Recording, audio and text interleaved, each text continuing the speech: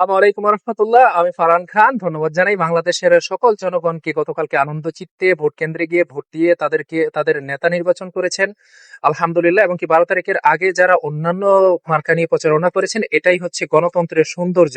এবং কি অভিনন্দন জানাই আমাদের আগামীর প্রধানমন্ত্রী জনাব তারেক রহমানকে, অভিনন্দন জানাই আমাদের তরুণ প্রজন্মের নেতা হাসনাত আব্দুল্লাহকে, অভিনন্দন জানাই আমাদের দাউদকান্দির টেকি নেতা ডক্টর খন্দকার মোশাররফ হোসেনকে, এবং কি অভিনন্দন যারা যারা এই নির্বাচনে নির্বাচিত হয়েছেন এবং কি জনগণের ভোটে নির্বাচিত হয়েছেন। আসলে আমরা কে কিভাবে হইলো কি হইলো সেগুলো সবকিছু ভুলে গিয়ে আমরা নতুন নির্বাচিত যে নবনির্বাচিত চেয়ারম্যান আমাদের জনাব তারেক রহমান, তাকে অভিনন্দন জানাইতে চাই এবং কি হাতে হাত রেখে কাজ করুক সেটাই আমরা চাই। এবং কি তার যে 31 দফা উনি দিয়েছিলেন সেটা যাতে উনি পূরণ করতে পারে, সেটার জন্য সমস্ত জনগণ যারা বাংলাদেশে আছে, প্রবাসী ভাইয়েরা যারা আছে, সবাই যাতে ওনাকে সহযোগিতা করে সেই প্রচেষ্টাই আমাদের থাকবে। আমরা হিংসা ভুলে গিয়ে এবং কি তারেক রহমানের কাছে উদার আহ্বান থাকবে তাদের নেতাকর্মী যারা আছে তারা যাতে সহনশীল হয় এবং কি ওনার যত কমিটমেন্ট সেগুলো যাতে উনি পুরা করে সেই ব্যাপারে আমরা তাকে সহযোগিতা করি। আমরা কেউ আসলে আমরা সবাই বাংলাদেশের জনগণ, এটাই হচ্ছে আমাদের মূল লক্ষ্য। এবং কি তারেক রহমান অবশ্যই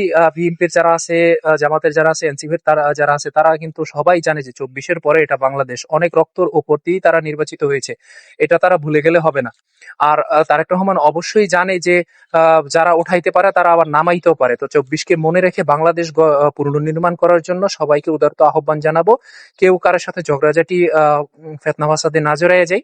তো আমাদের প্রবাসীদের জন্য ইতিবাচক মনোভাব থাকবে সব সময়, আশা করি ইনশাআল্লাহ। তারেক রহমানের উনিও একজন প্রবাসী ছিলেন, গত অনেক বছর বাংলাদেশে আসতে পারেন নাই, ওইগুলার ইতিহাস তো সবারই জানা।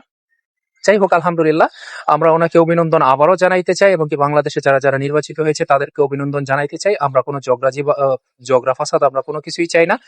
তো বাংলাদেশের গণতন্ত্রের বিজয় হয়েছে, এটাই আমাদের সবচেয়ে বড় বিজয়। আলহামদুলিল্লাহ, কে কতটা আসন পেয়েছে সেটা কোনো বড় বিষয় না।